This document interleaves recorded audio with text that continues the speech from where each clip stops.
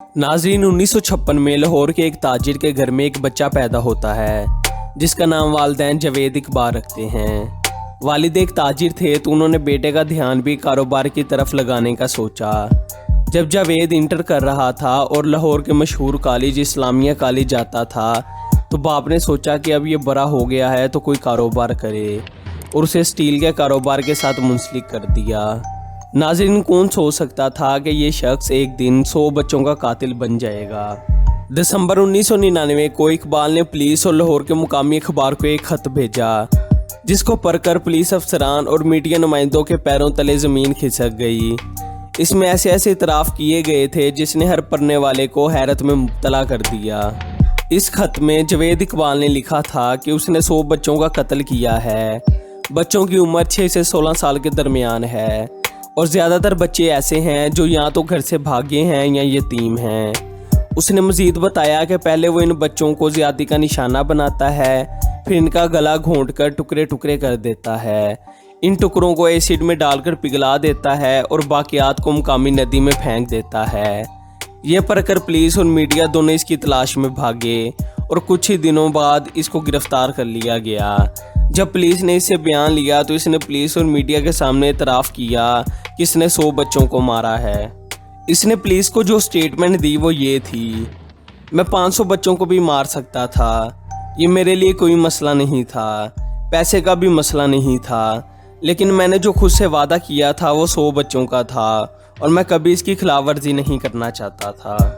जब पुलिस ने उससे कत्ल की वजह पूछी तो उसने बताया कि जब वो 20 साल का था और कारोबार कर रहा था तो उस पर ज़्यादती का इल्ज़ाम लगा और उसे गिरफ्तार कर लिया गया। जावेद के मुताबिक वो बेगुनाह था लेकिन उस पर इल्ज़ाम साबित हो गया और उसे जेल भेज दिया गया। उसकी वालदा उससे बहुत प्यार करती थी। उसने जावेद को जेल से निकलवाने के लिए बहुत कोशिशें की लेकिन वो नाकाम रहे। जब जावेद जेल से रिहा हुआ तो उसकी वालदा का इंतकाल हो चुका था। तभी जावेद ने खुद से वादा किया कि वो 100 बच्चों को दर्दनाक तरीके से कत्ल करेगा ताकि उन 100 माओं को भी वो तकलीफ पहुंचे जो उसकी वालदा ने महसूस की थी। उसने बताया कि फिर रिहा होने के बाद उसने लाहौर के एक मशहूर इलाके में एक वीडियो गेम की दुकान खोली। वो बच्चों को गेम के टोकन कम कीमत पर देता था और अक्सर बच्चों को फ्री देता था। वो 100 का नोट ज़मीन पर फेंकता और देखता कि कौन सा बच्चा उस 100 के नोट को उठाता है। फिर वह सबसे कहता कि मेरी रकम चोरी हुई है और सबकी तलाशी लेता।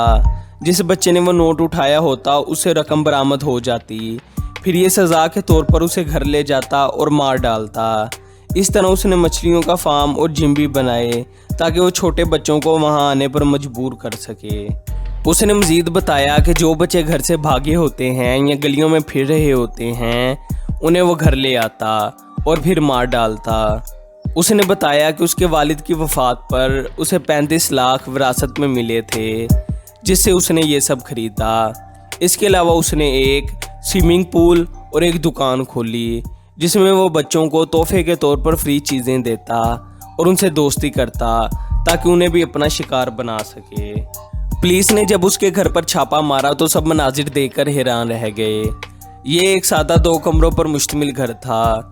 जब पुलिस ने तलाशी ली तो देखा वहाँ लोहे की एक बड़ी जंजीर थी जिसके बारे में जावेद ने बताया कि वह इससे बच्चों को बांधता था और फिर इनका गला घोंटकर मार देता था।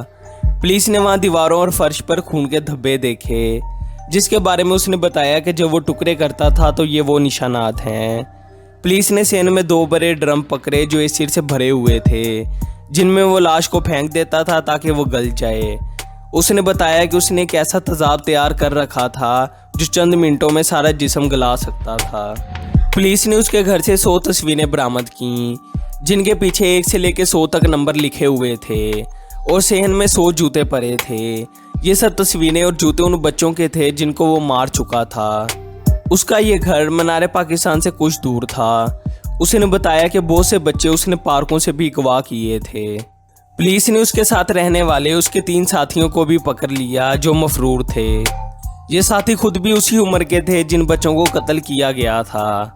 साजिद अहमद 17 साल का था, नदीम 15 और साबिर 13 साल का था।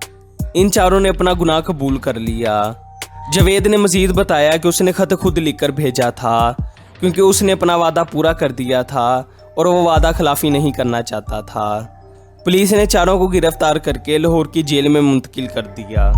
16 मार्च 2000 को लाहौर की अदालत ने इस केस का फैसला सुनाया। अदालत ने जवेद इकबाल और उसके साथियों को 100 बच्चों के कत्ल का जिम्मेदार करार दिया, जिसका इतराफ़ वो पहले ही कर चुके थे। अदालत ने जवेद इकबाल को मुल्क का बदतरीन सीरियल किलर करार दिया। अदालत ने इकबाल और उसके साथी साजिद को मौत और बाकी 2 साथियों नदीम और साबिर को कैद की सज़ा सुनाई। नदीम को 182 साल कैद और साबिर को 63 साल कैद की सज़ा सुनाई गई। अदालत ने कहा कि जवेद इकबाल ने जिस तरह उन बच्चों को कत्ल किया है, ठीक उसी तरह इन बच्चों के वालिदैन के सामने जंजीरों में जकड़ कर पहले इसका गला दबाया जाए, फिर इसके टुकड़े करके एसिड में गला दिए जाएं। 8 अक्टूबर 2001 को लाहौर की जेल कोट लखपत में साजिद और जवेद दोनों मुर्दा हालत में मिले। दोनों ने खुद को बेडशीट के ज़रिए फांसी लगा ली और दोनों मर गए। एक और फैसले के मुताबिक अदालत ने पहले ही सोचा था कि जवेद को टुकड़े करने से पहले उसे 100 बार फांसी दी जाए, लेकिन उसने खुद को पहले ही जेल में फांसी दे दी। तो नाज़रीन, इस तरह मुल्क का बदतरीन सीरियल किलर अपने अंजाम को पहुंचा। हमारी आज की वीडियो आपको कैसी लगी कमेंट सेक्शन में ज़रूर बताएं और चैनल को सब्सक्राइब कर दें और बेल आइकन पर क्लिक कर दें ताकि आपको मज़ीद ऐसी इन्फॉर्मेटिव वीडियोस मिलती रहें। आप हमें फेसबुक पर भी फॉलो कर सकते हैं, जिसका लिंक नीचे डिस्क्रिप्शन में मौजूद है। तो आज के लिए अल्लाह हाफिज़।